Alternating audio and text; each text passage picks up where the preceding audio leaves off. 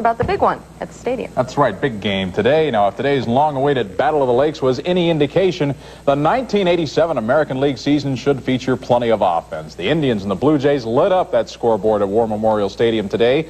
No score in the bottom of the second. It was Cleveland's Mel Hall at the plate, and he launched the Tribe into the lead with a two-run homer to right center field, and that would be the start of a most productive day for Hall.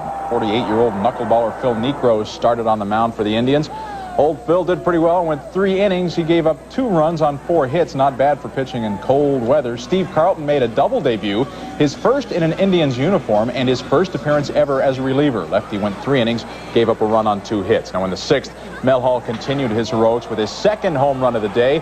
This another 2-run jobber that put Cleveland up 6-3. Toronto's George Bell turned in the most impressive shot of the day, though. He just crunches this solo homer to left field in the 8th. It screams out of the park, and it was 6-4 Indians. The Tribe had a 4-run lead going into the 9th inning, but Toronto got all of them back. Jesse Barfield drove in the tying run with a bouncer by Corey Snyder. It ended in an 8-8 draw, and both teams came away with good things to say about their hosts in Buffalo. Maybe that the field wasn't in the greatest condition, but certainly a compliment to those individuals, those people that were involved in taking care of the field prior to the time we got here. Just to even be able to play, I think, was just should be a compliment for those people. But, you know, I thought we performed pretty well, as did the Indians. It took a lot of time and effort on their part to even, to even play this thing, because if they really wanted to, it could very easily be canceled. So that shows you how much the community here enjoys their baseball, and I can see it paying off maybe later on down the road for them. On to hockey, the Sabres closed out the 1986-87 season on a high note tonight. The Sabres roared past a sleeping Hartford Whalers team for a 6-0 whitewash in the season finale at the Odd. After a scoreless first period, Phil Housley put Buffalo in front to stay with a shot from the wing that gets by Hartford goalie Steve Weeks, goes into the net, and that kind of pumped the Sabres up. They outshot Hartford 49-14 on the night. Adam Creighton with the second goal of the game at the 13:20 mark of the second.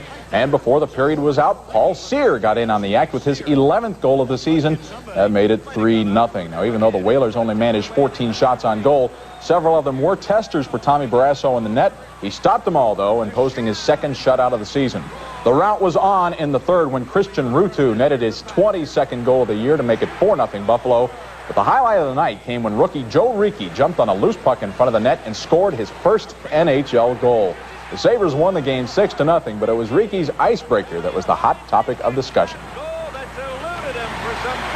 Well, it was his last kick at the can, and he was bound and determined he was going to get a goal. He kept looking and seeing if Paul Sear shot had hit him or touched him or nicked his jersey, and they said, "No, Joe, you're going to have to earn it." Were you looking for that first goal?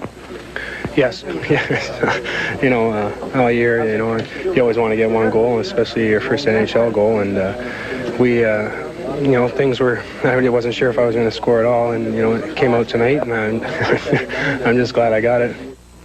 Well, no playoffs, but the season finale, a good one for the Sabres, 6-0, and they've got the first-round draft pick. Final record on the year, 28-44-8. Elsewhere in the NHL, we'll run it down quickly. Quebec beat Boston 6-4. Montreal knocked off the Rangers 8-2. Few overtime games tonight. Washington beat New Jersey in OT. Chicago wins at home against the Maple Leafs. Winnipeg beat Calgary 3-1. 9-5, the Islanders knocked off the Flyers. Another game in overtime. St. Louis beat the Red Wings.